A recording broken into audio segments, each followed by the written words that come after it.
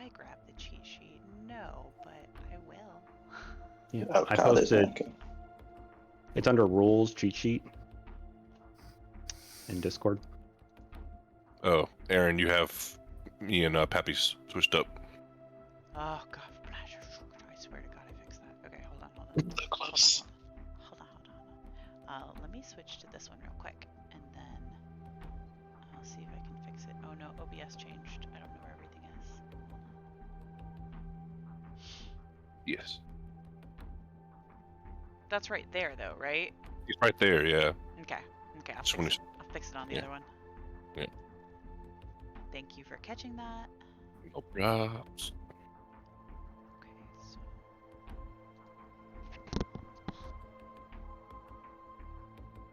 I hope that both sides of the pillow are warm for people that develop E-Draw Mind tonight. did it come back up or? Nope, it hasn't come back up. So I hope both warm, sides of the not pillow are cold. warm. Got it.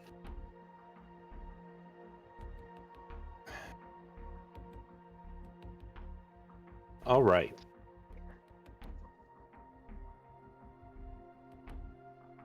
So we pick up. I'm gonna say it's been about a few weeks since the last run that y'all went on together happened. But I want to see from you all, basically, what does it look like in your prime? Like things that are going right, or things that you do for hobbies to release steam. It's basically a standard character opening scene that I usually run in my games, but instead of this one being your alarm goes off, you wake up, what does that look like? I want to see what it looks like when you're at your best. So who wants to go first?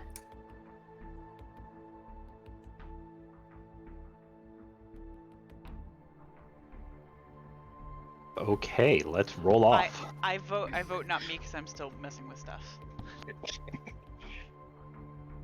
I can live with that explanation.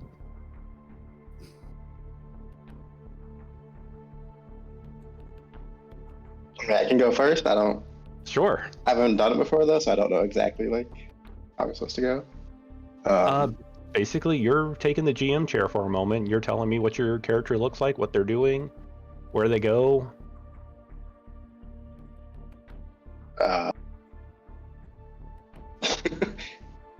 So, Spectre, otherwise known as, or Saren, otherwise known as Spectre, on a good day for him, usually wakes up around noon or 1 in the afternoon, unless he has some other preoccupying commitments.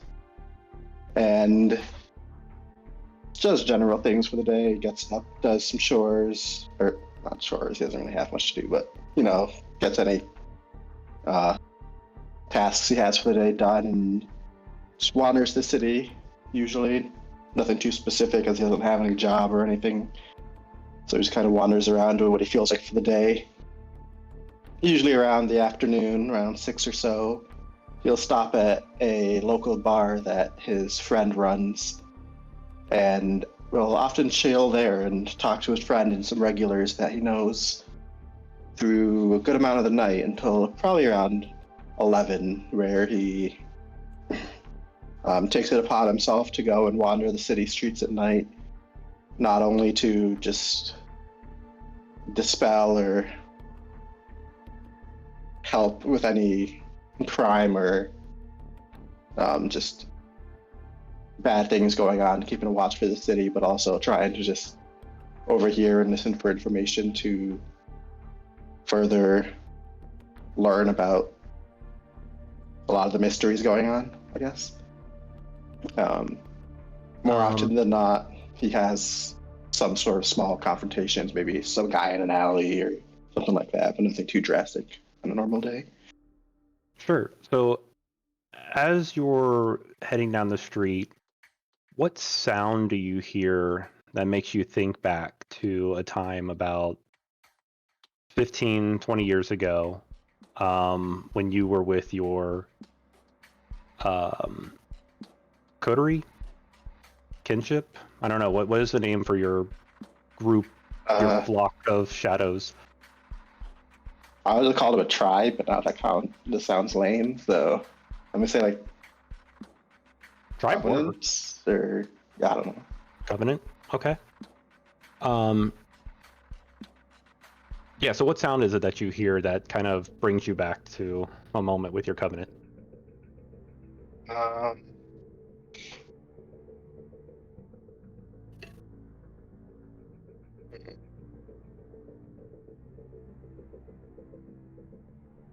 I'll let you think about that. But Yeah. the scene flashes back, and where did you and your coven live? Like, were you in Seattle still, or were you in the state of Washington, but just outside of the city? For the most part, we were in Seattle. We kind of were here when it was being built up to what it is today. Mm-hmm. So we've seen a lot of the history of it and how it started and how it became. We've never been like a major presence in it, though. We've always tried to keep kind of in the background. Mm-hmm. And rarely any of us ever actually got to make it to the bigger upper city part of it. So we've always been in the, not necessarily the slums, but like the lower area. Okay. And it's not like we had like a sector to ourselves or anything. We just kind of all just kind of lived in the same area, but like we didn't have like some special fancy region or sector to ourselves or anything of the sort. Okay. Wait, so you guys didn't have any kind of... There's a term for that. Where, like, this section is ours. I mean, not like technically. Okay, so... Like we had like a area where that we all like coincided, but like it wasn't like officially like, oh, that's the Nightwalker area or anything. Gotcha. But you guys did kind of protect that area, right? Yes. Okay. So you're in a warehouse that's built up on the docks, and this is one of them where it allows boats to actually pull up, and they actually drive through for repairs. So it's open on both ends, and it's the middle of the night, and you and a few of your old coterie are basically trying to stop a supply line of this hallucinant drug that's making its way into pretty much all the teens are picking it up in the area. But lots of people are using it, and it's really making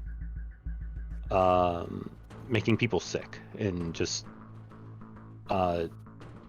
like short-term use, somebody's fine, they do it like once or twice, but more than that, they're really addicted, and they're getting really sick, and it's really changing the Shadowverse in that area.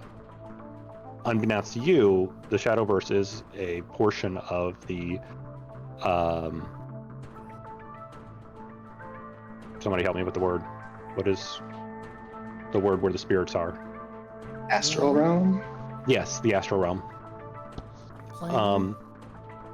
But, and I'm not sure if any of your members of your coterie know that, or if you just all just said, no, this is the shadow universe, and this is just your guys' belief. Whether it is or not, it's changing that area. It's creating these horrible spirits that, in some areas, they're shutting it off from you being able to enter or exit the Shadowverse even. Did other members of your coven use shadow powers, or did they have different ones?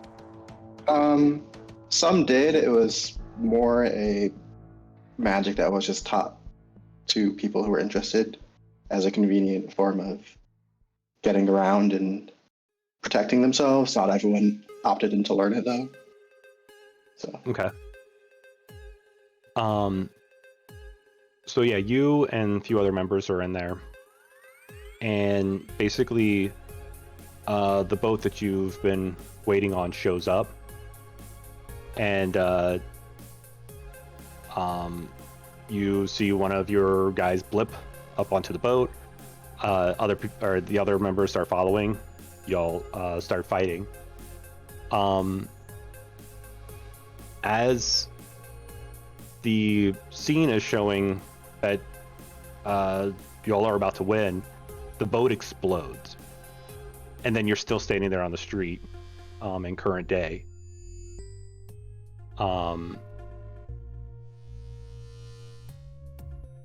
Did you figure out what sound you heard that made you go back to that moment? yeah.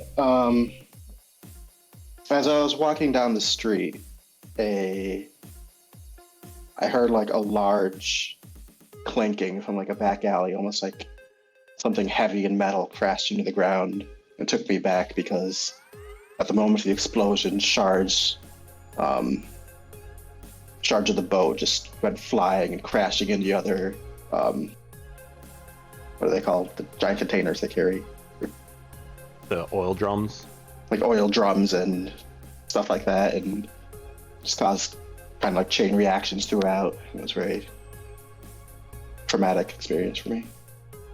So it just kind of flashes me back. Okay.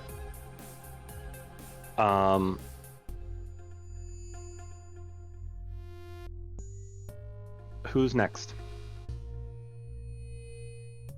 I guess I'll go next. I didn't realize you wanted us to do like our whole day. I just kind of did like a slice of.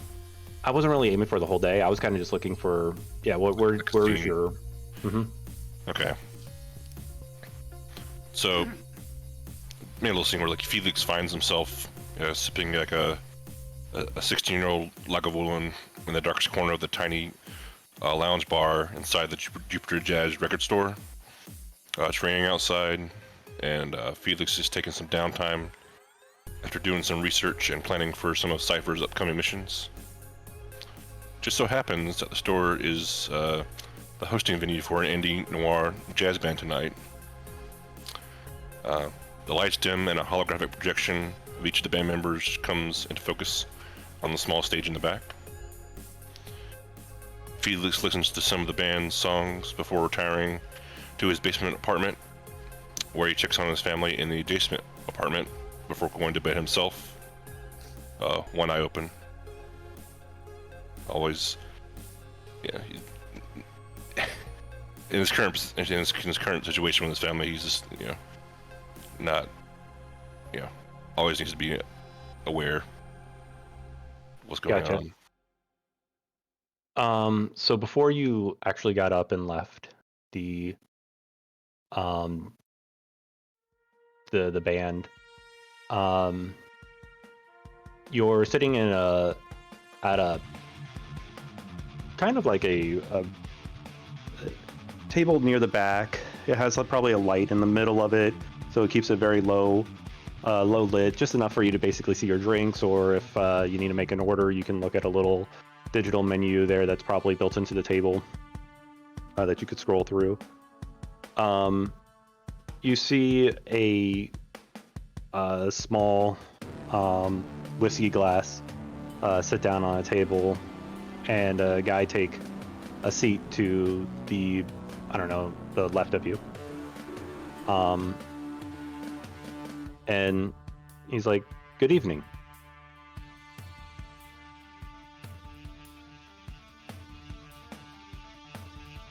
I suppose so.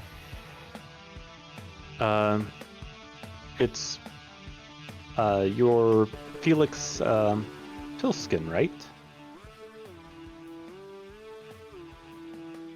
Who wants to know? Well, I'm a man that's looking for someone to take some jobs for me. And he lays down a small digital pad on the table. He was like, I hear you're the man to speak to for work.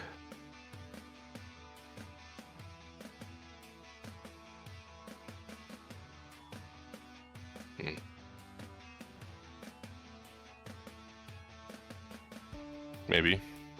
What's it entail? Well, you see, recently I've had 3 of my runners quit on me, and he slides a screen over, and these are 3 people that you remember at the zoo that you and your crew took out. And I am going to need a crew to take over some jobs that they have now left behind.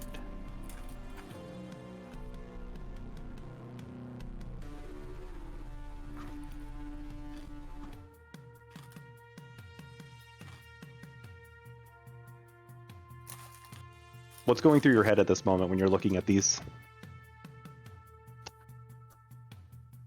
Felix is concerned that, you know, since we've taken out his prior men, like, is this a setup? Like, is this, what's the danger involved taking this on? How much does this person know about Felix and the people he works with?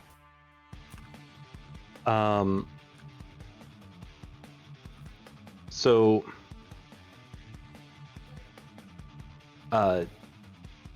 he turns in the chair and he looks down at the picture and he looks back up at you and he goes, "You and your crew cost me almost 750,000 New Yen.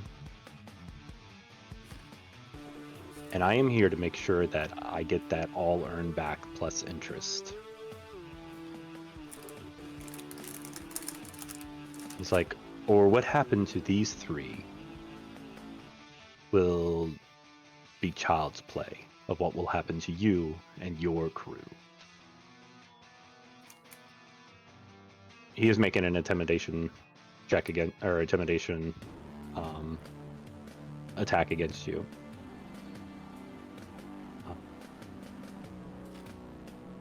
Do I need to roll something?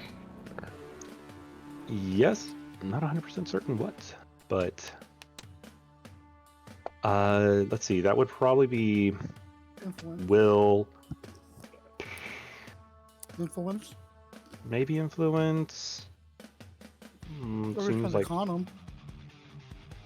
I think Will. well, I mean, from Foxtrot's point of view, like he would be defending with probably will, influence, and then probably a distinction.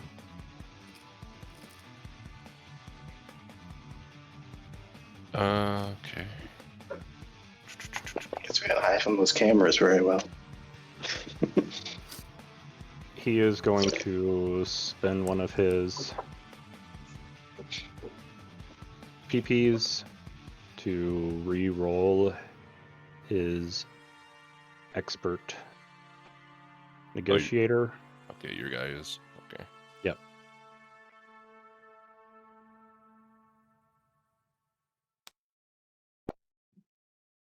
Or can you just drop that there? Yes, you can. Cool.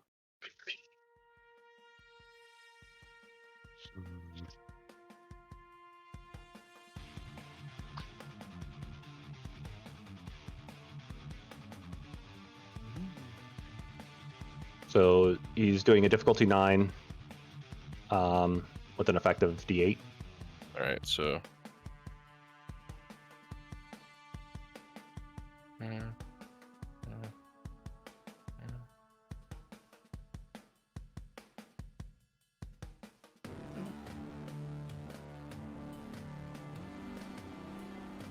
Roll a 10. Say what? Roll a 10 with effective D8. Excellent.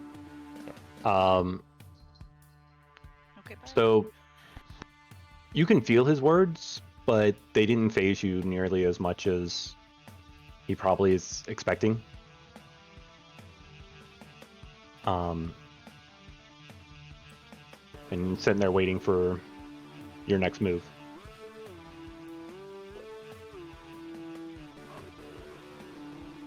If I were you, I'd be really careful about your next words. You do know who I'm associated with, right? He pauses for a moment. He goes, according to my files, you have a small crew. Are my files incomplete?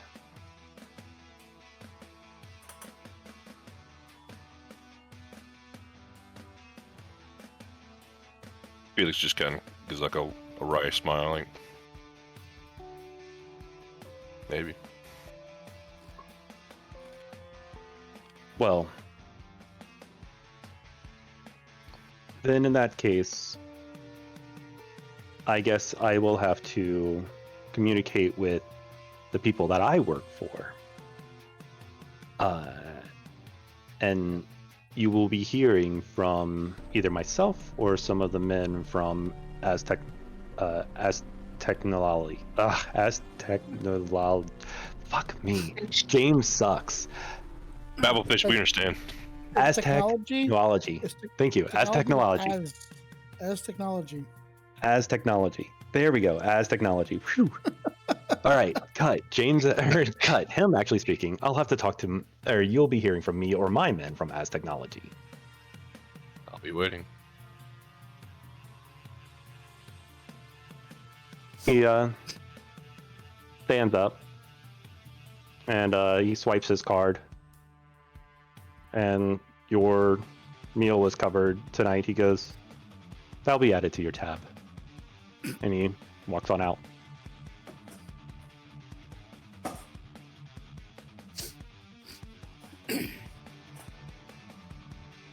Hence why Felix is always one eye opened. Going to bed. Yeah, and as you lay down and you blink your eyes for a moment, and when you wake up, it's about maybe about 10 years ago, where you were living in Europe at the time, right? Yep, in England. Do you know what corporation you worked for?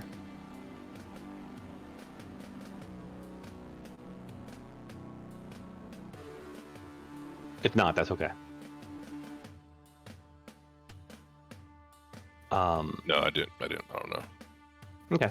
Yeah. We can work that out later. But basically, you wake up and you're. This was you can almost feel, or you can almost see, like from a cinematic point of view, like how the camera shifts from the green lighting to the blue lighting. Of like, this is a better time. You were less stressed. You were working a corpus job. Granted, it was life. I mean, you were able to afford the things that you wanted to do. You were able to take care of your family. You had a 9-to-5-ish type job. It was a good time, and like, you're like coming home from work, and like or maybe you're not coming home, but at least you're going to your parents' house after work, and they have food out on the table, and it was just basically just filled with like good memories of like, this is what my life was like. And like, you sit down at the table and you blink, and then as you're starting to open up, you're only opening up one eye, and you're seeing I mean, it's not terrible, but it's definitely not the gigs that you were used to, or the gigs that you used to have. You're looking in your room, and it's cold. It doesn't have the feeling of family and gatherings, and not a lot of decorations because you're ready to run at a moment's notice. But you can actually see the change and how drastic it's been in just such a short period of time, especially for an elf. Who's next? I can go next. Okay. I'm sorry, Pepe. I didn't mean to talk Go over you. ahead. You're good. You're good. You're good. Good. You also got really quiet for me for some reason. It's all Uh, good. have you up at 200%? Okay. Let me pull it open.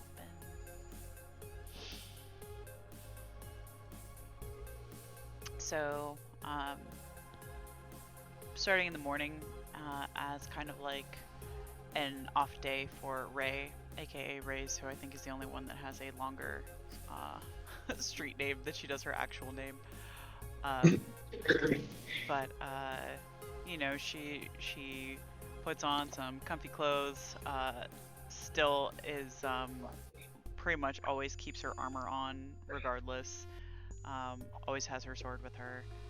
Um, but one other thing that she grabs as she's walking out the door is a bag of cat food.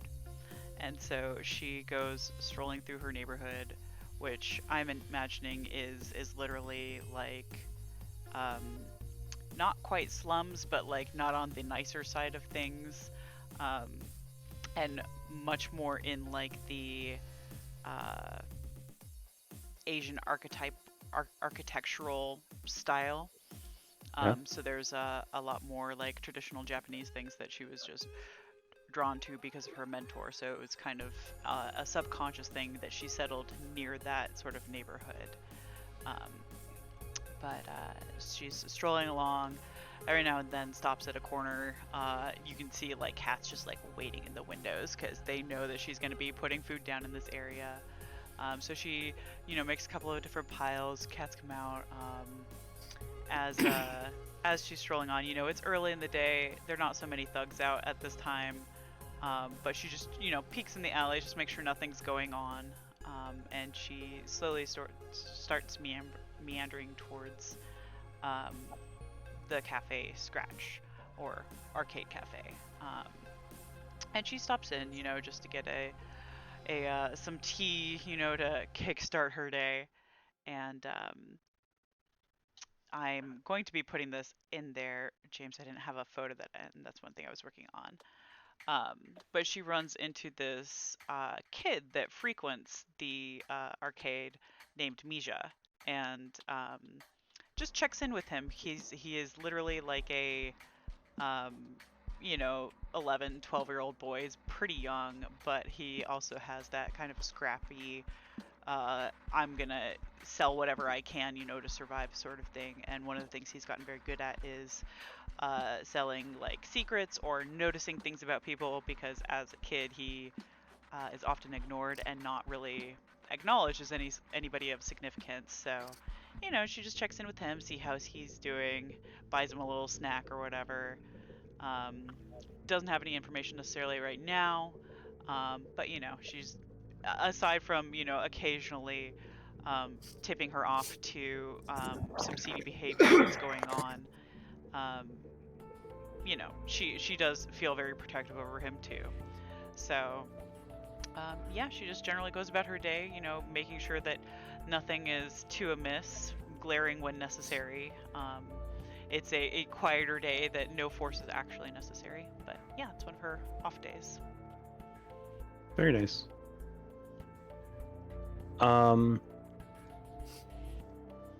What was the kid's name? You're gonna put him in. Mija. Okay. I'm assuming it's spelled like Mija. I will. I'm gonna put it in Skateboard, but I didn't have a photo yet, so. Got it. But I will be putting him in there as a character that is like loosely associated with the same place that I came up with, but not necessarily solely that.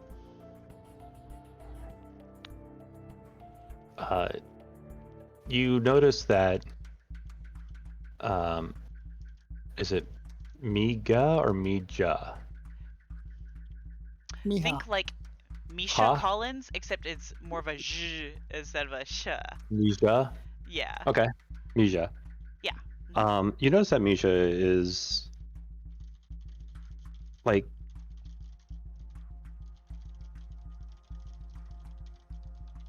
it's kind of a mixture of like concern and hopelessness. Like, this look actually brings you back. By the way, I did choose a corporation for you because you called them Evil Corp, and I just love the idea that as a child you mispronounced Evo Corp, which is a very popular Shadowrun corporation. Okay. If you don't like that, fine. Please pick a No, I love corporation. that. I think that's great. Do it. But they basically ticked off a lot of things in the list of what I learned about your character so far. Okay. Oh wow. Yeah. So it takes you back to a memory that you would have of new recruits that would get pulled into EvoCorp as they're trying to study and make. You never actually learned what they were trying to make. Some kind of soldiers, maybe, agents. But it there was a moment where they would come in and these children would have this expression on their face like, I'm going to be the one that escapes. I'm going to be the one that gets out of here. But then at a certain point, they realize I'm not strong enough to get out of here. They overwhelm me. The world's too big, and I can't get past that. And it was just this look of this like dread / hopefulness or hopelessness that would just sit there, and you almost at a certain, I can't remember how old you were when you got out of there. I can't find the notes immediately, but young-ish, probably about the age Yeah. he's at, honestly. Okay. But like around that age, it was kind of almost like a wink wink nudge nudge amongst your peers of like, oh, here's another one, and they hit that moment, and like it would finally come to them like, I'm stuck, I'm lost. Of course there were some people that came in there and they were like, no, I'm going to be the super one here and I'm going to be the winner, and they had a different style. But there was all these people, always this one or two in the group that would come in that would be like, yeah, I'm going to escape, and then they realize that it's hopeless. And you see that look in his face that something is just too big for him to accomplish.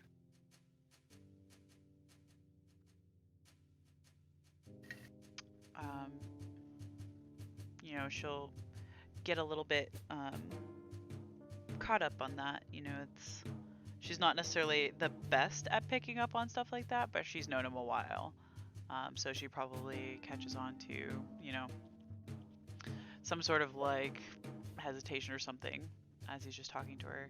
Be like, is everything good? Like, is there something different going on than normal? He takes a bite of his food and he's like,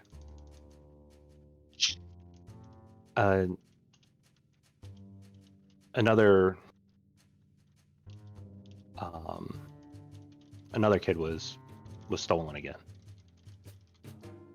And living down in the slums like this, it happens. Unfortunately, it happens more than anybody wants to admit. But like over time, it's just that it's draining on the community because they don't televise it. They don't. This doesn't make any newspapers. Rarely makes any blogs on the web anymore because this is just life. But by the look on his face, he looks like he knew the person, and he's like, and then Lone Star, they're not even doing anything about it. They don't even take reports anymore.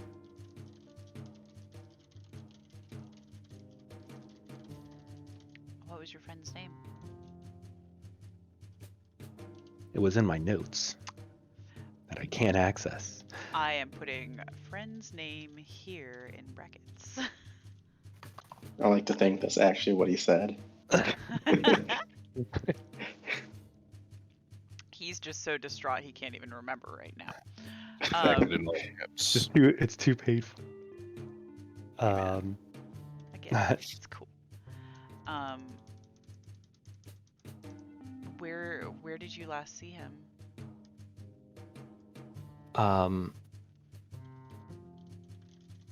Well, I mean, last time we saw each other, it was about 2 nights ago. He was supposed to meet up here for some games last night, and when he didn't show up, I went down to his house, and yeah, I saw Lone Star talking to his mom, and they basically got in their cruiser and took off.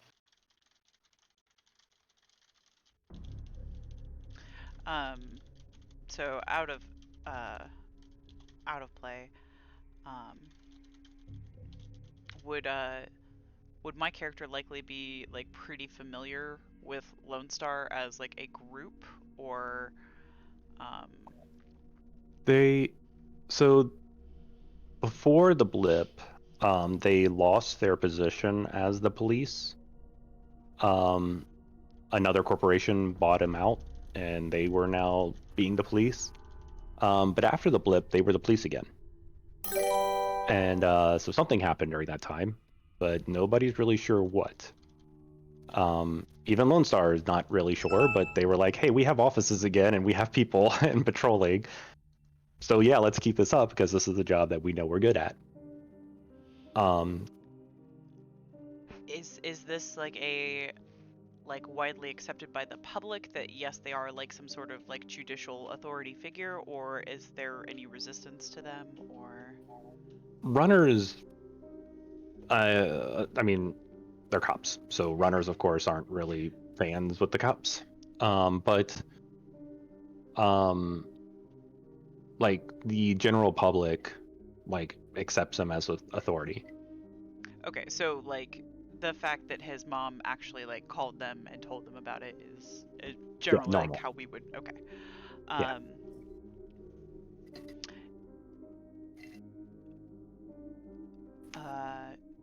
So, you know, Ray will just like put her hand on his shoulder and be like, I'm really sorry that happened to your friend. I'm gonna look into it and see if I can help figure out, you know, what might have happened to him. She's like, what's your favorite dessert here? And he names this cosmic ice cream thing. She's like, okay, well, I'm gonna order this for you. You gotta share a couple of bites with me, okay? We're gonna get this so you can just feel a little bit better right now, and I will get back to you as soon as I can about your friend, okay? He gets all excited. So she'll go order this probably disgusting ice cream. Like it's probably so sweet that like a couple bites is probably just, I don't know, she's probably have a sugar rush and You're crash probably later doing on. more harm than good to him right now. He'll feel better, but he'll wake up miserable.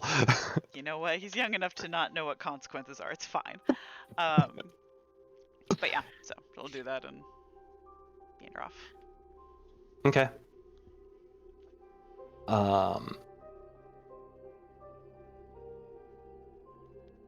As you're as you go up to the counter and start making your order, a guy's cutting, like you know how they do the ice cream on the table and then they cut it Yeah, like the like stone Cold slab. Stone or something. Yeah. Yeah. His blade comes down in a way where it hits the slab, and it makes this loud thunk sound that you immediately, like the camera switches, and it's the child you standing in a room without the headgear. And what color eyes did Ray have? We'll go with like gray. Okay. And the camera is like doing the zoom up where like it's like your face and you can clearly see that she's concentrating on on something, and you hear that thack again, as a guy slaps the ground with his cane, and he goes again, and lights start flashing, and like you blink and away from it, and he goes, "What's the number?"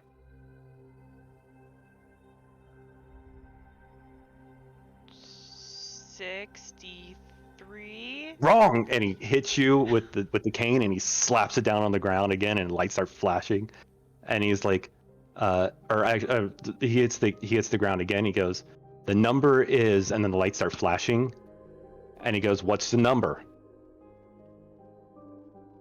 413. No, and he hits you again, and you come out of it standing there in the line. She's just gonna like stare like at the like the cold slate or whatever. I'm just gonna blink and shake her head and just be like, nope, nope, and then just like refocus on the present.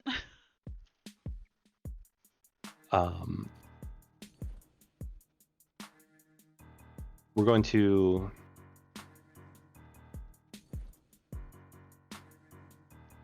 we'll come back to where that eventually leads here in a second. But Raptor, what does your character look like? A short little dwarf looks like Kevin Spacey. Might want to pick a different actor, but that's okay. He has a not great rap. He's not really concerned with, I guess, the lower class. He lives in his penthouse, his condo. He wakes up every morning, reads the paper, has eggs, toast, bacon, just enjoys his life. There's nothing pressing for him to do. He's not looking for a meal. He's not trying to find shelter. When he's done doing that, he takes a stroll out to the gardens and just enjoys life. Throughout the week, though, he does meander to the lower parts of the city just to be part of that world, because that's what he has to. Due to him being blacklisted, he can't make a living for himself in the upper echelons. He has to scrape down at the bottom with everyone else. So he does go down there. He tries to make contacts with, I guess, like underprivileged, the bums, and people in the corner, just getting information from them, giving them some coin here and there. To aid himself in his job, he also uses his nanobots to basically map the city, to create a detailed map within his augmented reality drive, so that when he has to do runs, he's not caught unaware. He does not like being ill-prepared or improvising. He likes things planned out, meticulous, things to a T. Also, since he's been in the business for a while, he has come to be known by certain people. He has discovered a bar, the Vengeful Spirit, that he does venture quite often to, just to get contracts, meet other runners, try to find a permanent crew. It seems like everyone that he's dealt with is either almost cyber zombies or just too inexperienced to keep up with them. Okay.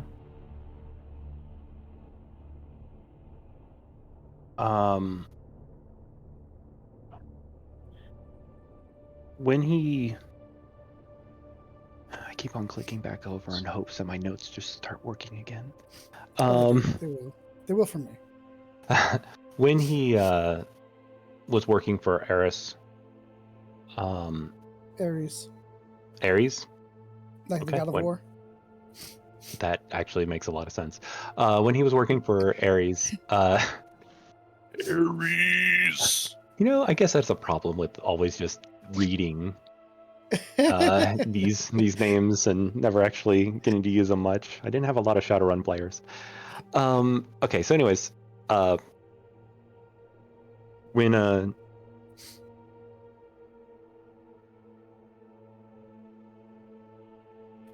would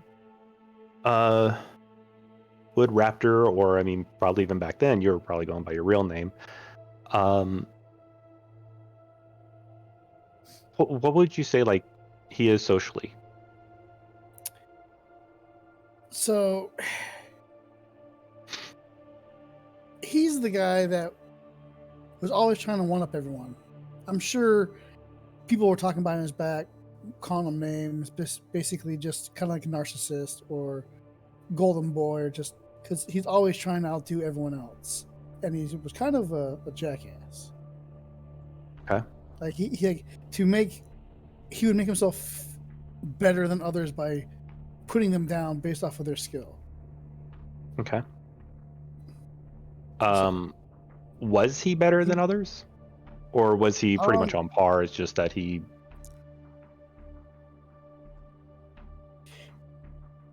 was slightly better, but not to the degree he thought. Because yes, he has the intelligence. Yes, he has put in the work. But again, he was also born with a silver spoon in his mouth. So he went to the Ivy League schools that they couldn't get into. Did it make him any better? Not really. Did he have access to more knowledge? Yes. So he may have had a broader knowledge or a more in-depth knowledge on certain subjects, but he wasn't technically smarter than anyone. Was he friends with anybody he worked with?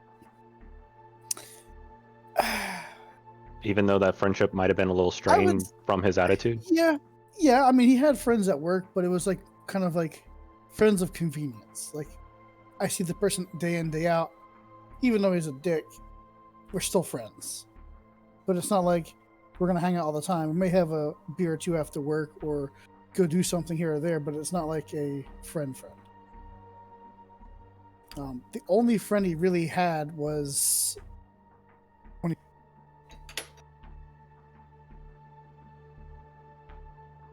I'm sorry, I heard the only friend he really had was... the friend he made while running. Basically, kind of a kinship of happenstance. They found the kinship, basically somewhat similar outlook in life. Mm-hmm. What bar game was your character good at? He actually liked darts. So just because he was trying to use his intellect to mathematically get an advantage. Gotcha. Like trajectories and angles and velocities And so when you walk into the Vengeful Spirits and you hear a slap against the dartboard, the scene changes to a different bar that you used to frequent. A little bit more on the upper side of Seattle. Not too far outside the megaplex that Ares has. And you and your work buddies are in there. You're standing there throwing darts and pretty much showing them up. It's a game that you played 100 times. Maybe it could be even related to the times of your life where you were secluded from the rest of the world because your family wanted to hide you. Mm-hmm. But he's in there, and you're remembering this time where it was actually nice to have friends. It was a good time at work. You guys just made some kind of discovery that's going to accelerate the space program, which like the Ares space program wasn't really about just reaching space, because by this time, I guess like in the 50s, we've already reached Mars.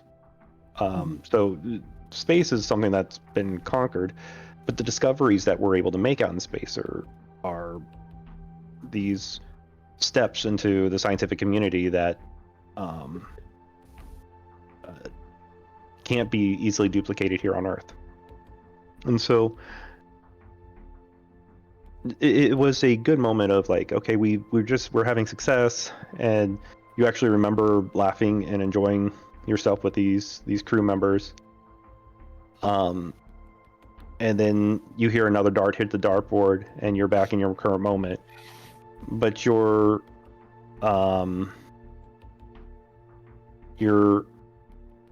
do you have access to AR, or like do you have like smart Yes. glasses, or like what? No, I have the digital implant.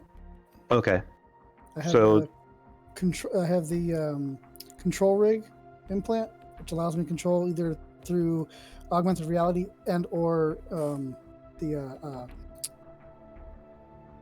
other one through the Matrix? virtual reality. Okay. Yeah.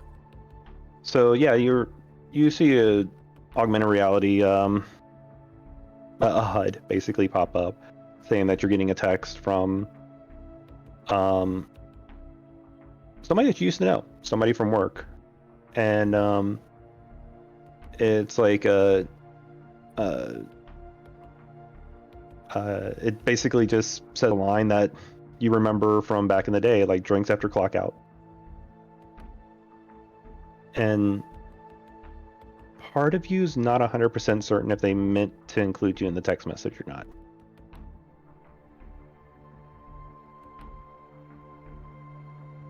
You know what? Just for shits and giggles, I will show up to the place and just stand off to the side and do my own thing and see if anyone notices. Okay.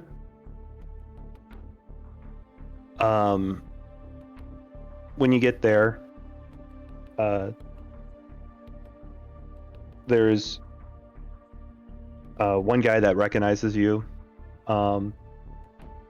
He's over there playing some pool, and he looks up and he's like, "I'll be damned if it isn't Dr. Bren himself." And he goes up, or he's walks by the bar, and he like signals, and the droid spins around and pours a drink, slides it over to him. He grabs it and he brings it over to you. He's like, "How have you been, old friend?" I've been better. I mean, you know, can't get a corporate job for some reason. Yeah, I can't really talk about that. That's kind of the funny thing is, no one can, and no one's ever told me what really happened. I don't think anybody really actually fully knows what happened. And that's the kicker. I've talked to Ares several times, and they won't remove the ban. Even though, like you just said, no one really knows. But hey, computer systems don't lie. I guess something really bad happened, and it got me blacklisted. But enough about me. How have you been? I mean, kind of same old, same old. It took us about 2.5 years after the event to remember where we were at. And to be honest, I'm not even 100% certain that we're on the same discovery that we had previously. We just had notes from before the blip, and then after, like, even digital communication disappeared. Yeah, that blip really messed me up, man. And I kind of knocked on my arm, went bink, bink. Yeah. Apparently, I have a new one of these too for some reason. I wish we knew why. So do I. He was like, So I do want to talk to you about a side research that I'm trying to figure out here with Ares. And then he starts going into the field that you and him were part of, but James isn't smart enough to have those kind of conversations. Uh, but he starts getting really technical. And basically, by the end of it, he's just asking you if you can do some side research that he'll pay you for.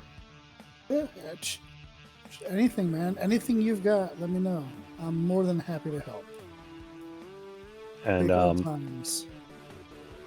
he slides you a data chip, and he's like, take a look at it. If you think you could do something with it, we'll work out a fair price. Obviously this is off the books, but we just haven't been able to find somebody that can solve these things like you used to. No problem. I'll definitely look at it.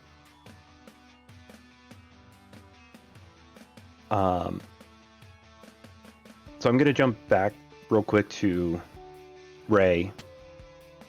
What would you be doing to investigate this? She would probably go to the headquarters, office, whatever location to actually speak to the Lone Star people, and see if they actually did anything with a report, like if they took notes from what insert friend's name here, mom actually said about what might have happened or anything. I guess depending on what they say, it would affect what she did next.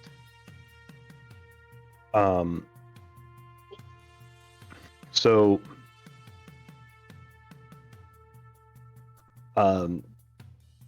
you check in through security. Of course, they take your weapons while you're in there. And as you're filling out all this pointless paperwork just to have a stupid conversation with somebody, and you go through the whole process, and the android at the desk basically tells you, after all of that, I'm sorry, there's nothing in the system for Mrs.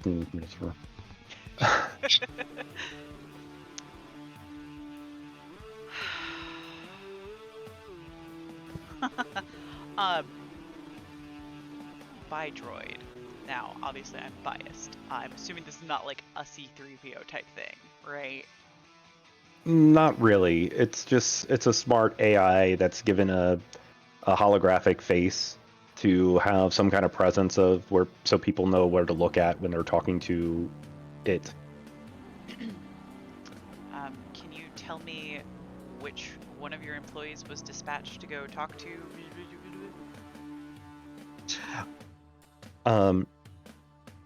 It computes for a second, and it's like, I can contact the officer, but unfortunately, due to policy, I'm unable to give you his name.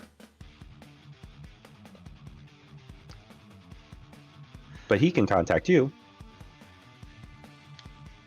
Yeah, will you ask him to do that? And it looks at the paperwork. Is anything you fill out on the paperwork legitimate? If by legitimate you mean that it will get communication back to me, yes. If you mean, is it traceable, less so. It's like, okay, Mrs. Empress Chaos, I will have the officer contact you at this matrix number. Do you have a time frame on when he's likely to do that? It computes. All callbacks will happen within 48 to 72 hours. Thank you for visiting Lone Star. Have a pleasant day. I hate waiting. She says in a very Inigo tone.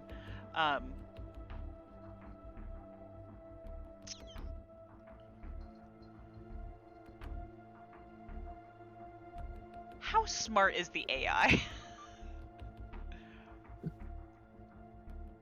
I mean, it was basically programmed to do a desk job. And remind me again, with engineering is different from cracking, right? Yes. In what capacity? Where's that delineation? I mean, engineering is basically hardware, where cracking is software. Are you attempting to hack the robot in the middle of the police That's neither station? here nor there, okay? I'm just asking questions. I'm just making sure. I mean, you can do whatever you wish. I'm just making sure I understand and you understand These what are you're just doing. theoretical possibilities, okay? We don't have to go into the whole, analysis of what I may or may not be trying to do. um, Bound says Well, that was that's the most... shortest game of ShadowRun I ever ran. Get off of it. Bound just says that was one of the most polite ways he's ever heard GM ask a PC if they're doing something crazy.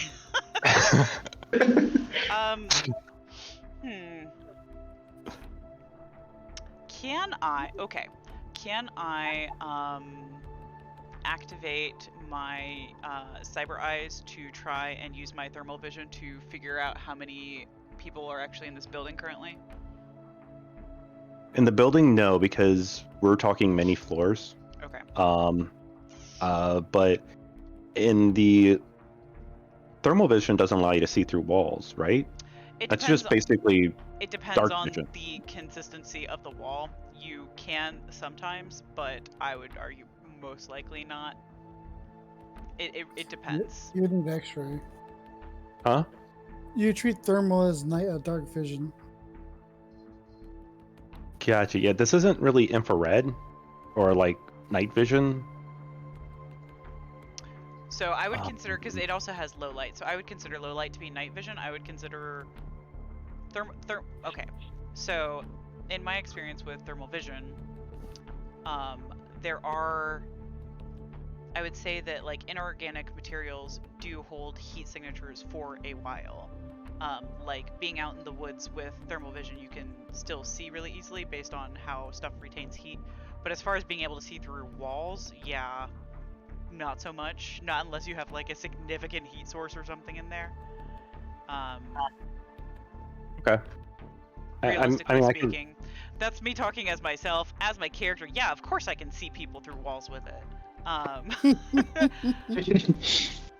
say it depends on the wall makeup. I guess that's fair. Like I could see if it's a situations crappy where rundown building where literally, if this is in like the slums, Eastern, Japanese slum type thing, and they have paper walls, then yeah, absolutely. But anything that would like actually block heat signatures, nah. Okay. So yeah, you click it on. Is there any sort of like Lone Star Wi-Fi? There is. Yeah, you can get on the public network that's in the building. But to answer like your question, you not only can you pick up a couple of signatures from immediately behind, it's like this very fog glass wall, but you can actually see a couple shadows back there. But you really like, based on the size of the building, it can go pretty deep, and you're not sure like really the makeup of the rooms that are behind the droid. There's like the room that you're standing in. There's like 5 desks that you can walk up to that have basically greeter droids for people to interact with. Is that one of the ones that I was talking to? Yeah. There are multiple of them? Yeah, there's 5 of them. Are they occupied by other people at all? All like, but is there one. A line? No, there's another person talking to one of the other droids. Yeah, they're talking about some kind of theft that happened. Sounds like the guy had his car stolen. Okay. I'm gonna. Where am I seeing like these like shadow people? Not you know what I'm saying. The shadows of Yeah. people. So let me help paint that picture a little bit. Are you doing it in Fantasy Grounds? Because I did not fix the other thing, and I can. Yep. Oh, thank God! I'm glad you're more prepared than I was. Oh no, I'm totally not prepared. I'm literally going to be drawing this with the marker system. But you're doing But it in Fantasy Grounds? yes. Cool. Let me switch over to New this image. one. I am not good at drawing with a mouse. Beautiful. No, it is. Beautiful.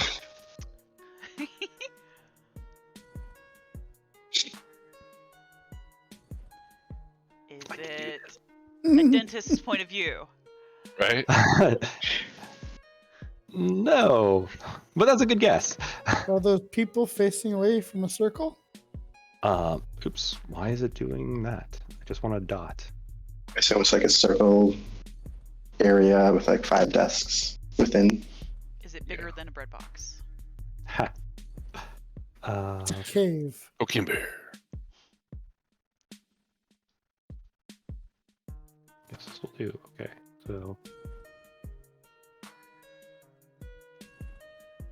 so the X's are the droids.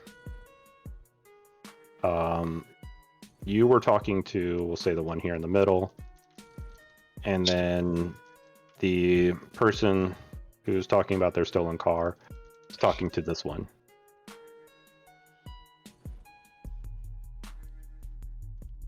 And then behind there is this basically glass fog wall, and then this.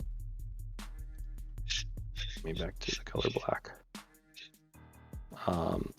This actually continues to go on out to where they have elevators. And basically you came up the elevator, you walked into this room, you talked to them. Behind the thick black is glass, like a fogged glass. And that room can go, you have no idea what it looks like back there. I mean, you can imagine it because you've seen shows and stuff with cops, but What I wouldn't give to be Zenori right now. Okay. Okay, is there like a door that seems to lead back there? yeah, I'm gonna go walk through the door. okay. This is going to be some kind of presence check. How about composure? I think composure seems likely. I feel composure is what you're going to need when they start clapping back afterwards. So yeah, it's probably going to be presence, maybe influence, and then one of your distinctions. Influence. Oh shit, that's not good. Yeah, because you're basically trying to grab their attention to get something that you want. Woohoo! Big summer blowout.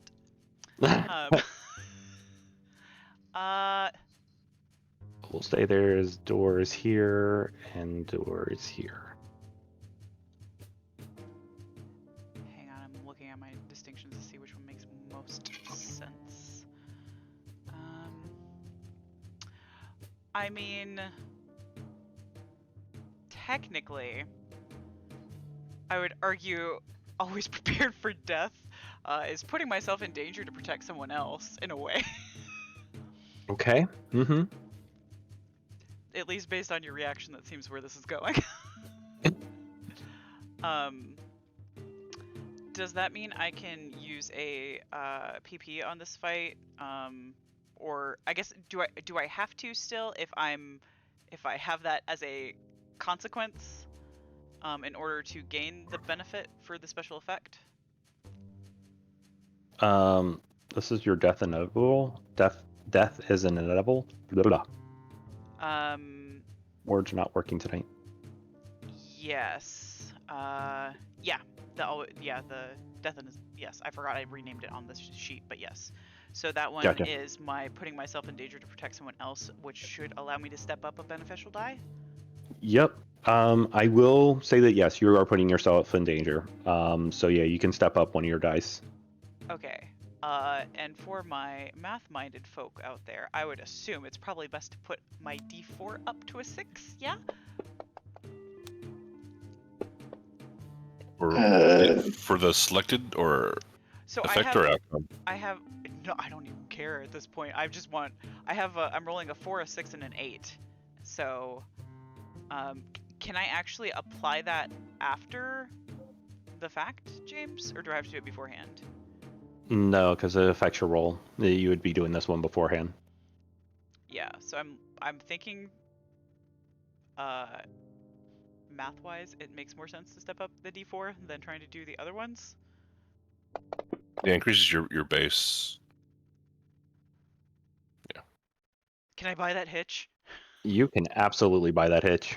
I don't. Okay, so I subtract one of my PPs, right? Yep. Um, And so I. you can. Yep, you can either create an asset. You can step up an asset or step down a complication. And so maybe you're able to create an asset that's going to help you out for this scene. Okay, so, her It's actually a really low roll. her theory going into this is that she's going to act like the droid was malfunctioning or something. So can I have an asset where, like, I don't know, like the holographic face is like a little messed up or something, so that it lends credibility to that argument from her? I am certain that people have punched these droids before. So absolutely. By spending that says that previously somebody has punched this droid and it has a cracked screen. All right, cool. And so yeah, it has been acting up. You can add a D6 to your roll. Remind me one more time how to do that again. Just grab a D6, drop it into the general dice box. Cool. All right, and then I roll and then I assign after. Yeah. Mhm. I've slept You since only then. have to beat difficulty 5. You say that. Remember who's rolling here. That's true. Okay, so. And I'm going to buy that as well, so you can gain a PP. Okay. Just so I'm recalling correctly, the effect dice actual roll doesn't matter. It's just the whatchamacall of the dice, Yep, right? the dice sides. Yeah. Okay. Wait, can I not use a 1 as my result? Nope, the 1 is a dead die. Are you kidding me? Nope. I rolled that on my D8. oh, Sorry. Oh, it's mad at me again because I clicked and dragged. Stop, I'm allowed to do this. I think I did that correctly. You did do that correctly. 9 D6. All right. Yeah, so you go. What do you say when you go in there? I'll be like, "Hi guys, I'm so sorry to bug you, but the droid that I was talking to seems it's just messed up, and I think it might have like lost one of the reports or something that you guys did, and I'm just trying to check up on my friend's son. His name is." You're going on, and luckily you have this cyberware in front of you to kind of conceal your face, because many of these Lone Star officers are pulling their weapons. They've had punks try to break in back here before and really start some shit, and so you get lucky. There's one cop that like when you walked in, he was at your 6 and you didn't really see him, and he walks up and he goes, he's like, "Ma'am, let's walk back out there." And when you look and see him, you've recognized him before in your area. Mhm. It's an orc, and you can tell that he just did you a solid favor. I should be like, of course, of course. I'm sorry. I don't mean to disturb you guys. I'm just really worried about this kid. So, thanks. Yeah, if you don't mind, I'd love to talk to you about it. And she'll go in front of him so as not to like, you know, trigger anything. Gotcha. He gets out there, and as soon as the door closes, he is like, "Are you crazy?" I have been told that before, yes, but honestly, I don't think so. I'm just genuinely really concerned for this kid. Um, it's the son of a friend of mine, and he just went missing the other day, and she's really worried, and I'm just trying to help her out and looking for him. You're the cat lady, aren't you? I don't. What do you mean? You're the one that takes care of the cats in the local neighborhood, the beat that I work. I mean, I feed them from time to time, but we're all just trying to get through it, right? Word on the street is you sometimes do a little bit more. Well, if I can lend a helping hand, I'm gonna try and do that. It's hard enough out here. What you runners do is your business.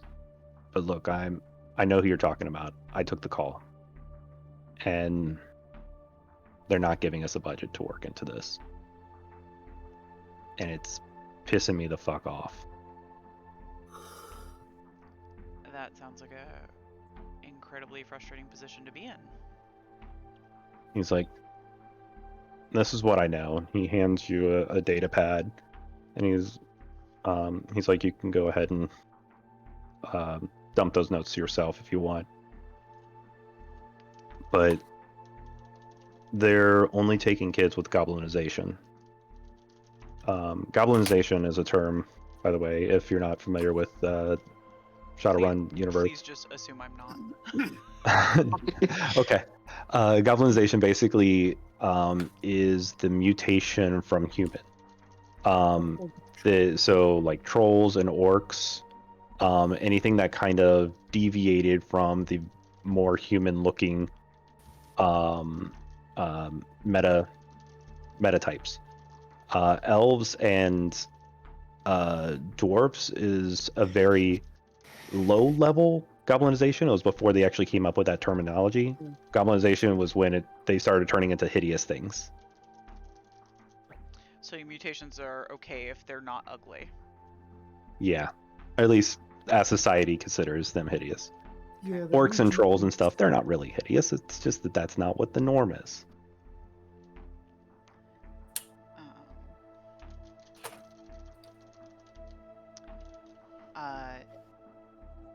Can I get your name? Just keep in loose contact with you. Let you know if I actually find out anything. Yeah, I'm hitting refresh and let's see if it happens. Acquired agent's name. Got it. He's like, "Yeah, I'm Officer Toon. T-U-N-E. T-U-N-E. Officer Toon? Mm-hmm. Okay. Hey, I really appreciate you helping me out with this, and if you want, I'll let you know if and when I find anything, and keep you at least in the loop. I know that you don't have a whole lot of extra resources, so if I can never help out with something like this, you feel free to contact me. And she'll give him some slightly more authentic contact information that was filled out on the forms. He takes back his data pad and he's like, "We didn't talk." Yeah, I appreciate you looking at this droid and agreeing there's nothing that can be done. And he's like, Good luck. Emperor's Chaos. And he turns around, walks back in. We zoom fast forward.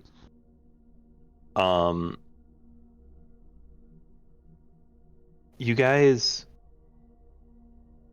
I'm assuming you're contacting the rest of the group to help with this.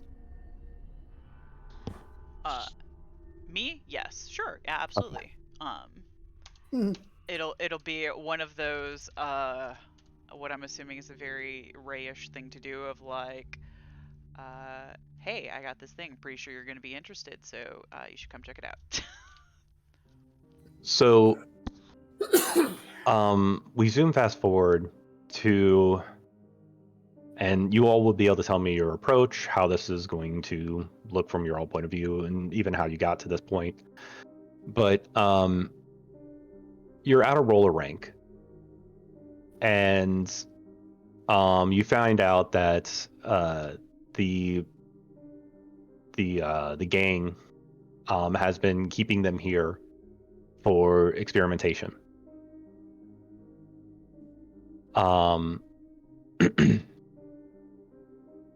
Basically, you know that there's not that many thugs in there at this time. You've done your research and study.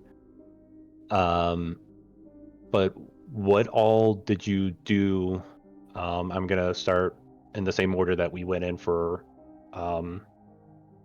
character openings to prepare for this. And so I'm starting with Spectre. Okay.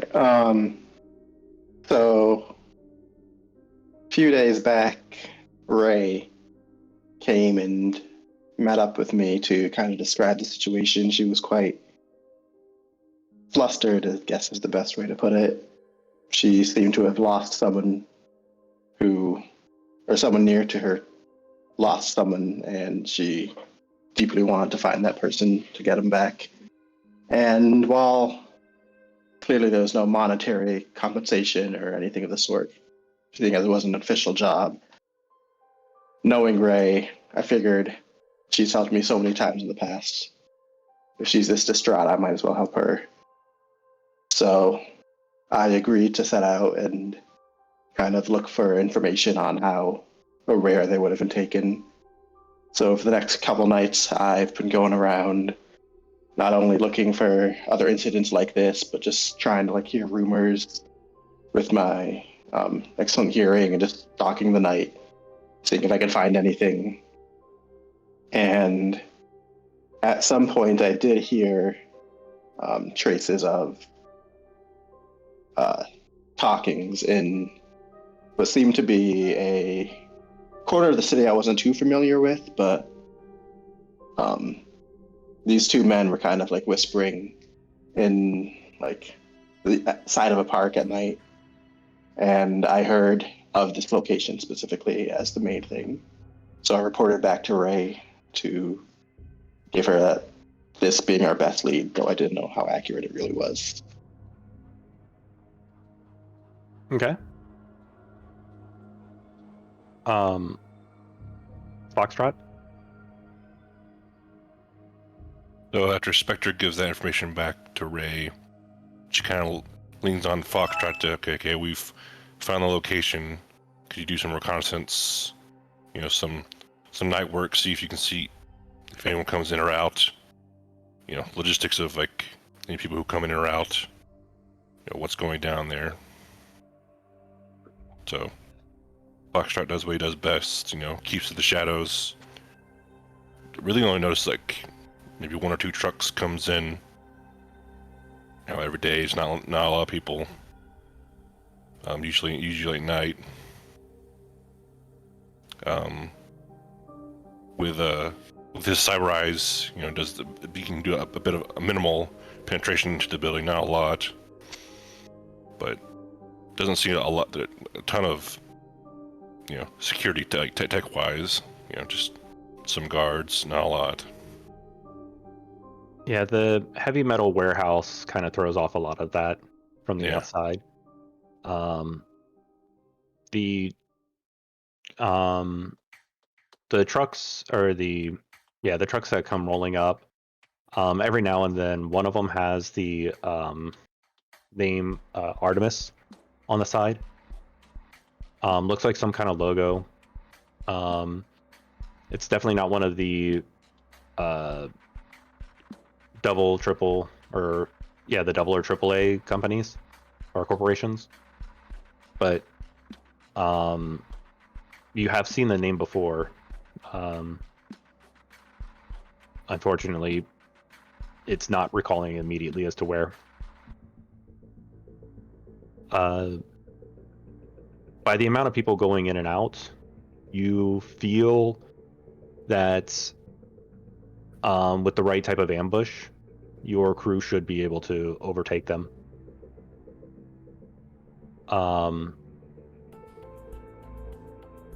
So Ray, actually I'm going to go slightly out of order since this is your mission. Raptor, what do you do?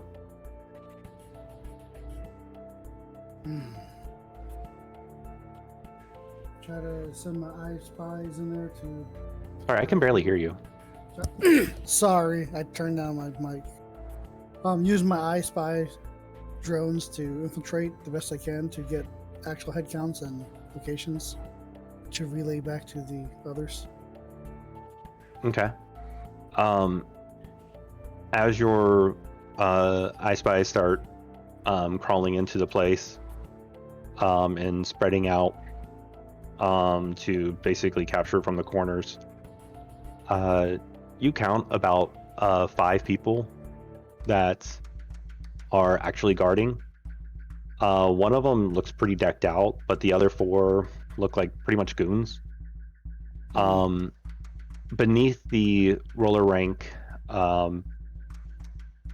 you find a way into this lab, and it looks like how they've been getting back there is a video game, like an arcade that they slide it away from the wall and it's opening, and you go down these spiral stairs, and there's a lab down there, and there's like about 5 or 6 children, and some kind of scientist has them hooked up to these virtual reality rigs, and they get zapped, and then like you start seeing flashing images.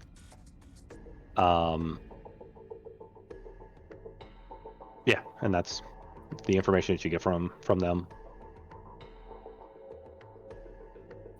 I'll relay back to everyone else. Possibly Foxshot can infiltrate. Would be the lead on that. Okay. And so Ray, Yes. what do you do to prepare for this?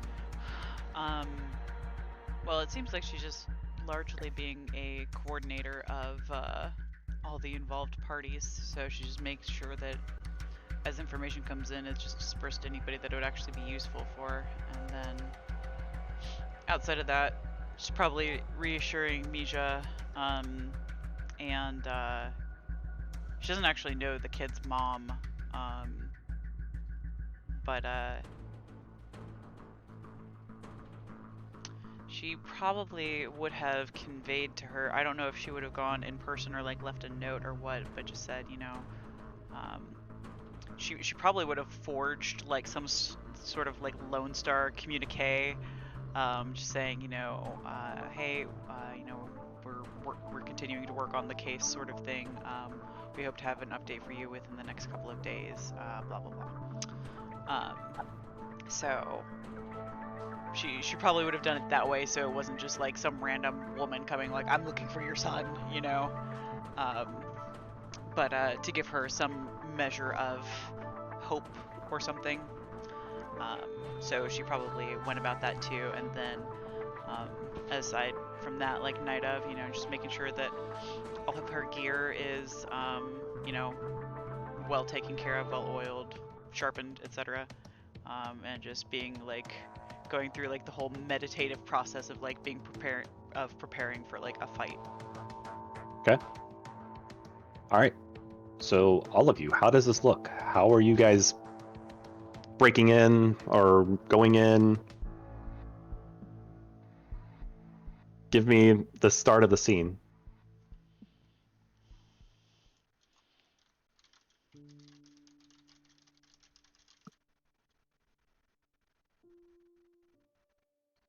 I'm happy to if you guys want, but I would prefer it if somebody else would. I mean, do we have a clear way in, or like, is it like locked down, or? Yeah, you guys did all your scoping. You know how you're gonna, or you know ways into there. You can go in through either the roof, you can go in through windows, the doors. If you want to make up a new way, you just tell me, because you guys have scoped this thing out. You know how this is going to go down. You're preparing for this ambush. This isn't something that you guys are going in cold on. So the lab underneath the roller ring is where they're keeping the peoples. Yep. And now the stairwell, the spiral staircase I found, is that guarded by anyone? The people upstairs are Okay. the only ones guarding it, and that's the only way in or out to the downstairs. No, I would imagine that Ray would be on point to be the heavy at the start of the ambush, breaking in, Mm-hmm. and then Foxtrot would once the guard are distracted would try to go in downstairs quickly and assess the situation. Okay. Is this kind of because what I'm trying to get out of this is how the team operates. Are you all a guns blazing type team? Do you guys set up traps? What does this look like? I feel like a more tactical approach would suit our team better, since we only have like one frontliner, being Ray. So I don't know if we'd want to just charge in right away and lose a lot of the capabilities of like me and Foxtrot and Raptor to some extent with his stuff. Do we know how many people are in there exactly? I forget if you said that. 5, right? Yep. 5 at the top. 5. Okay. Yep. There's one boss, 4 thugs. So Do we I imagine there's probably a mix of things. So while Ray would initiate and begin the encounter, so to speak, we would probably have implemented various like traps and pitfalls for them, so she can fall back and like kind of lead them into said traps, and then allow all of her teammates, I don't know what we call each other, but everybody else to kind of utilize their talents of either taking advantage of their distraction or separation or whatever, if that's directly attacking them or disabling them, or being the one to go in and get the kids or whatever. I imagine we would at the very least want to make sure that all of the enemies are thoroughly disabled, if not dead necessarily, just to ensure the safety of the kids. James, can you do me a favor? Can you paint me a picture of what's going on, like what it looks like? Because my brain's not comprehending the building. You're fine. It's going to be a really bad drawing again. No. Like not actually physically paint, like mentally paint. So we're in a roller rink. With your words, describe the roller rink layout more. Yes. I can't move my mouse with my mind. So it's a Okay, so basically it's the building is one of those like pop-up warehouse buildings, the cheap construction that they use these for, like some churches will be built like this, or the roller rink that actually is in Florida, Vero Beach, where we lived, that kind of construction. There's a roller rink inside, but there's also like an arcade and like a juice bar, and then it's pretty much simple in design. You go in through the front door. They have the desk set up where you buy your tickets, and then you go in through these glass doors on the side. and that gets you into the roller rink arcade area where Okay. kids will Is there play. anyone currently up there? Is anybody currently at the ticket booth? No. No, inside the roller rink area. Yes, the 5 guards Okay. are in there. So the main big guy and then the 4 lackeys. Mm-hmm. And then downstairs through the secret game thing, Mm-hmm. there's a lab. Yes. And there's kids hooked up to machineries. Some kind of virtual reality, and it's shocking them. Okay. Are they restrained in any way to the device? Yeah, they're restrained to these chairs, these laid back. Okay, so like a dentist chair kind of laid back and Yeah. strapped in. And you said the only way to this room is through the game. Yep. And so there's no going up from the bottom. You have to go down. No, not unless you have something that digs. Okay. Do we all have some way of seeing in the dark? Like low light vision or I some sort? do. Sure. Does everybody have So, thermal? No. I have low light. They You have low light? Okay.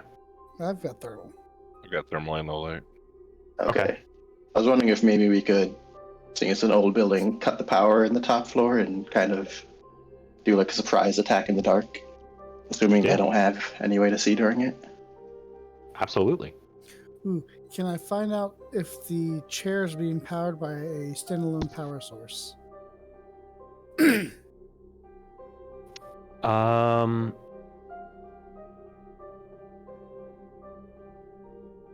Or even if like the top floor and bottom floor are like different sources. Yeah, I didn't want to cut the power and have the chairs fry the kids' brains. Yeah. Gotcha. So you, yeah, your droids being down there long enough, we're able to kind of trace back the power. It is pulling from the grid, but it does have a backup power source, Okay. which is very common amongst most Matrix machines, Okay. especially people who do deep dives. People usually notice if backup power is suddenly turned on for their systems. So the backup power that's on this wouldn't control lights or anything. No, This would just control the servers. machine. That So they would still go dark down there, but the machines wouldn't turn on. correct. Okay. Yeah, Probably some of the alright. monitors would turn off just because the idea of backup power is just minimum power, just so it doesn't fry somebody's brain. So, question: if we killed the power, are we gonna storm in? Because once it goes out, they'll be alerted. Yeah.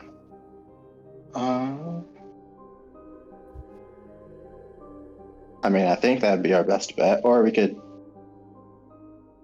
try and like lure them out here. Like maybe it was just the power failed, and a couple people would check out. We take them out first, or Because I'm not very stealthy.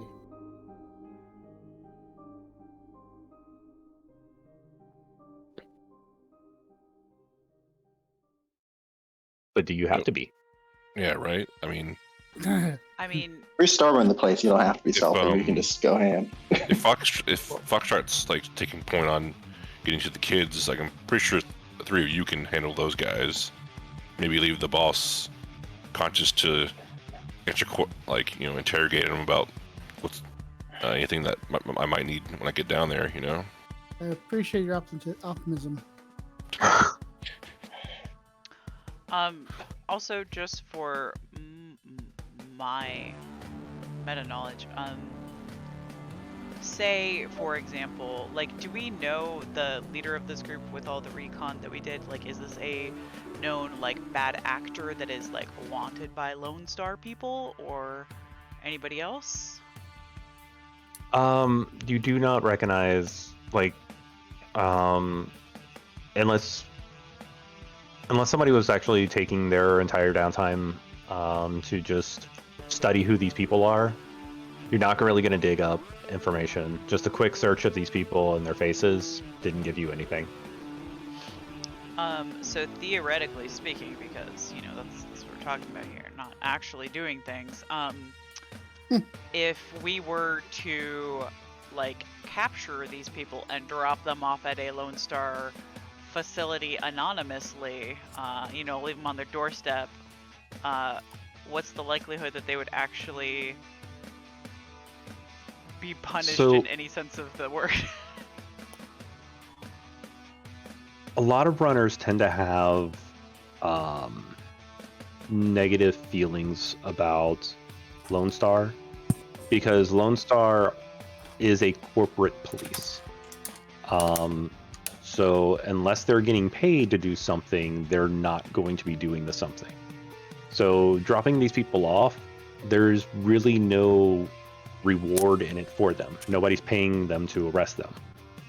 And so they're not making money off of them. But if they're not being paid to arrest them, but they are still dropped off at their doorstep, are they likely to chuck them in jail, or are they just gonna be like, what the fuck, and let them go? I mean, most likely they're not going to have anything to really hold them on. If we had, like, footage of captured children from the roller rink, would they? Do we It- know the name of them? The group? Mm-hmm. No, I mean, somebody would have to spend their entire time, like where I was asking for prep, to do that kind of research to get any information on them. A quick Well, search of wouldn't their faces and stuff didn't actually return anything. Okay. So that wouldn't really be included in, like, what Foxtrot was doing with the whole, because his recon was mostly on the building, and so... Basically, I just assume Foxtrot was getting like who's going in and out, like Yeah. so he's seeing trucks and stuff coming in and out. He's Okay. understanding like how the building is going to work, how I can get in through what doors. If he came up and was like, hey, there's roof access, I'd been like, yeah, there's absolutely roof access now. But yeah, it wasn't actually studying the people. Okay, can we... or So at we least know that's not who what I the leader understood. is. Do we also know... Can I assume we know who, like, the second in command is? Peon number 2. I mean, yeah, you probably saw somebody that seems to back him up every time he speaks. You're Alright, like, yeah, so... At least go from get this thing. Ray's perspective, she would communicate this to everybody else, but like, yeah, let's try and keep the leader and that dude at least alive, so we can question them about this before we get rid of them. What race are they? Are they metahumans? One of them is a troll, but the other ones are human. The boss guy is just very cyborged out. So he's not the troll. Huh? The He's bad not the guy- troll. No. Oh, okay. If we do cut power, at least one of them, possibly two of them, will be able to see us.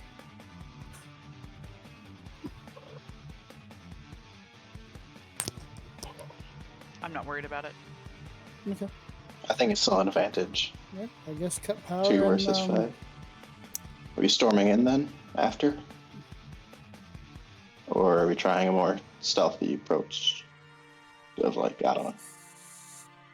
I mean, I thought that the plan was to do more of a Not stealthy, more try and lead them into like trap stuff, Yeah, which I would still consider to tactical, I be... meant. Sorry. Yeah, I would still consider that, to some extent to be stealthy, but I think that maybe that power should be cut after they are starting to be led away, or at least some of them are.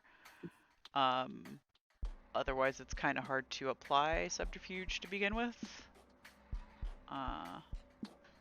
Is my personal opinion, but Sure. Are we building these traps on the fly? Like, I don't know how we could have No. prepared traps if we've not been inside before.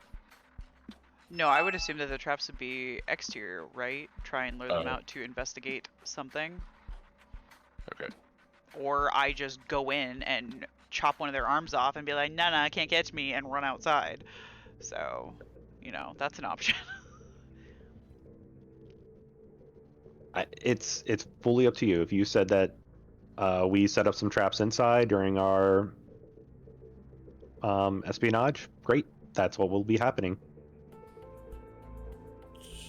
I can jerry rig some stuff as we go. Okay, perfect. I'm just trying to get some insight to how your team is going to be running. Yeah. If we're trying to lure them out, can I set up like a shadow like in the doorway on the ground that when they went over it, like when someone runs over it, they'll try and like essentially like tentacles will come out and try and like grab them down to like disable one. It's like a Yeah. shadow spring absolutely. trap. Yeah, you got something like that. Okay. So, okay, it's 10:55. Do we want to do this, or do we need to cut here and pick up next week?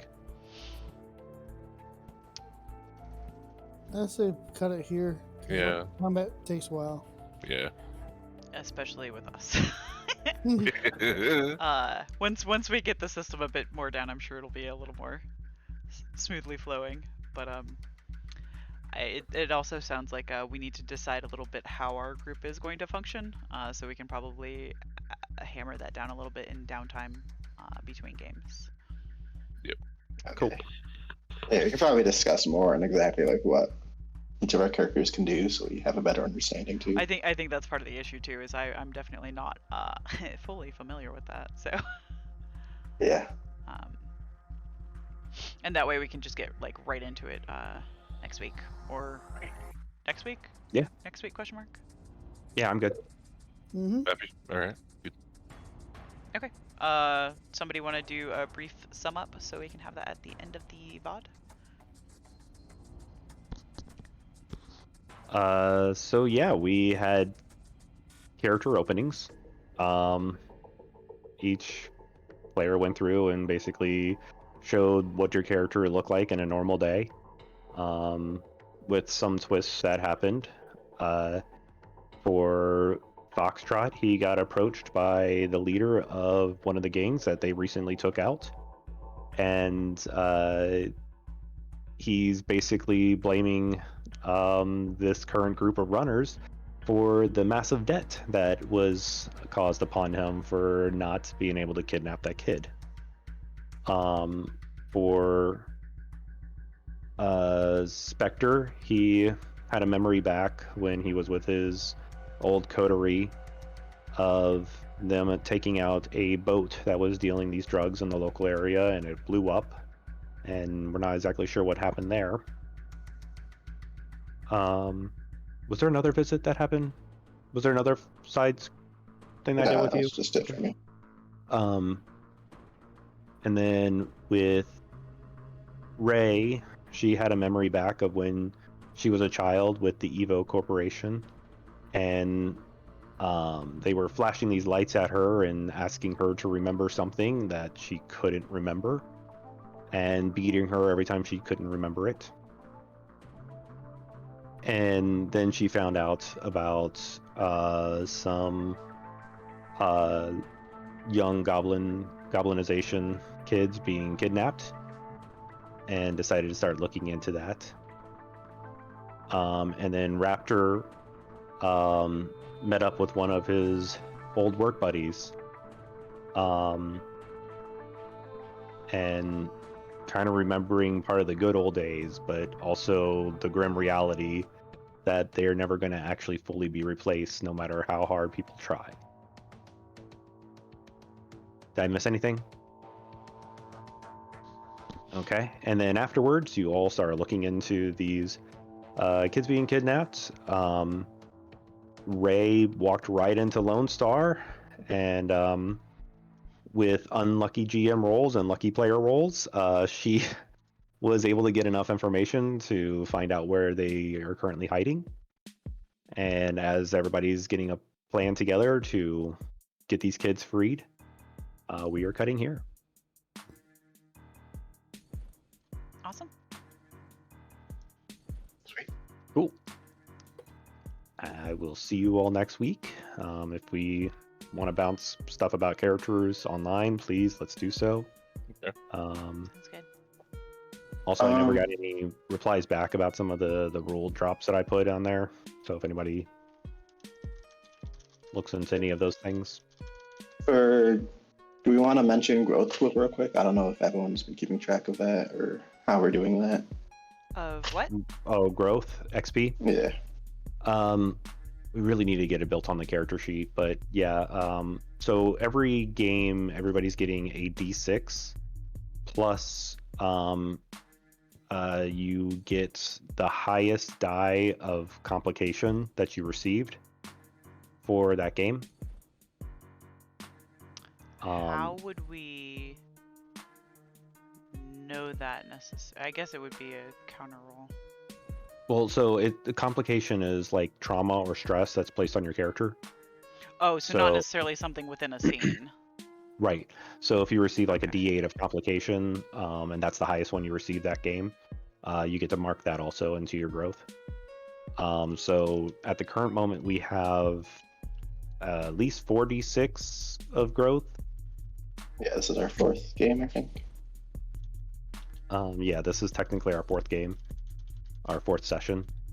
But yeah, we need to get that built on the character sheet so we can easily track it better. But we'll worry about that at a later point. Okay, I guess we'll roll and that's added to the sheet. Just wait. Yeah. Okay. Sounds good. Alrighty. Well, thank you guys. Good night, chat. Thanks for hanging out with us. And Night, everybody. Night, Twitch. Right.